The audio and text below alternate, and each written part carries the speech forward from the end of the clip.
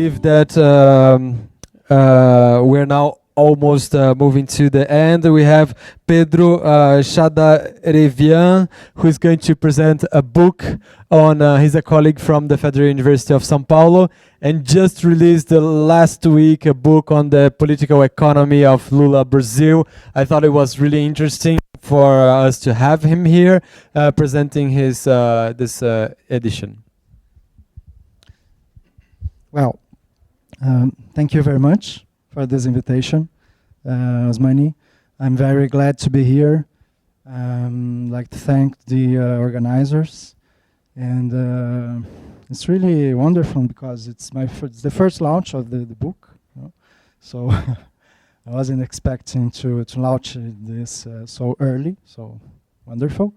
And I'd like to congratulate also the format of this event, because we are not used to it actually in the economic events that we go. I'm an economist, and so we have a lot to learn from you, and to improve our events also in economics.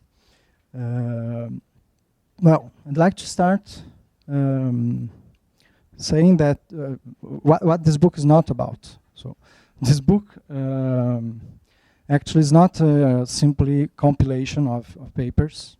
So we had now the chapters. It's an international collaboration actually of Brazilian scholars from different states of Brazil, and also economists from France who participate in the book, like Pierre Salamat, which is a well-known economist, and Jaime Marques Pereira, and so they are economists from Paris, and who are specialists in the Brazilian economy and Latin American economies also.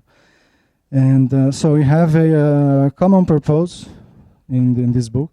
In all the chapters, you can find it, which was to understand the economic model of Lula's Brazil. So, was it new? Does this represent a change in respect to the previous period in Brazil? Is this a post-neoliberalism experiment in the Brazilian economy? So this was the questions we were asking in the moment we started writing the project to Routledge. This was an invitation from Routledge, which occurred in 2015. So in Brazil, this is a lot of time. You know, just a lot of time ago. It's 3 years ago. It's a long time ago, 2015, because lots of things happened, you know, in the economic plan and the political situation, which we try also to analyze in this book. So it was a very challenging job, because we had to analyze a history that was changing the very time we were writing the book. And well, and it's not neither a very orthodox approach to the Brazilian economy. We try to analyze it through a heterodox perspective, which is a political economy perspective, like we say in our area of economics, and we analyze the mechanisms of change which took place in this period, in terms of economic policies, but also of social policies that were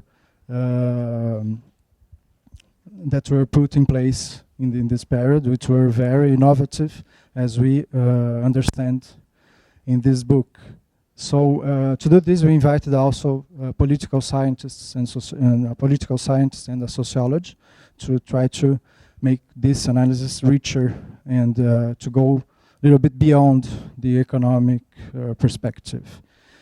We have a contributor to the book here, among us, which is Maria Alejandra Amadi. I'd like to invite her to talk a little bit about her chapter in this book, please.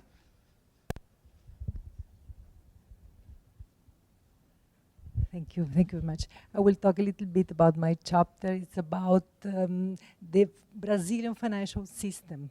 Indeed, it is the dynamic of the Brazilian financial system changed a lot between 2003 and 2016.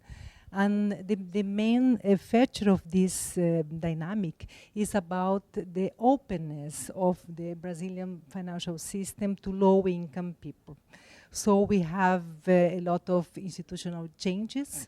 So the main focus of the chapter was to show how these changes were extremely important to support this process of financial openness. But at the same time, the chapter shows the challenges because of the interest rate, the high level of interest rate, the high level of spreads, the profitability of banks, and at the same time, the problem that huge indebtedness at the end of 2014 was really a challenge for low-income families in the context of recession, inflation, and unemployment. So at the same time that the first period was a successful experience, this process of openness and financial inclusion, at the end of the first government of Dilma, we saw that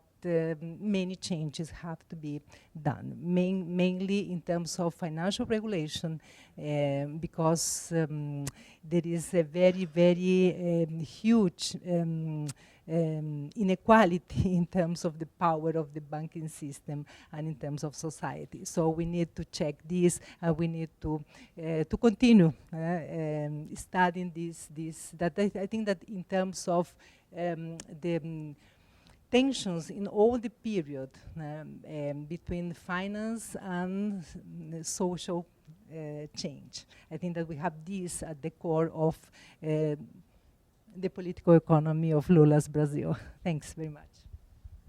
Thank you, Maria. Thank you very much. So I'd like you to invite to know this very controversial period, which was these Lula years, like we say. And we invite you to read and to discover this new book. Thank you very much.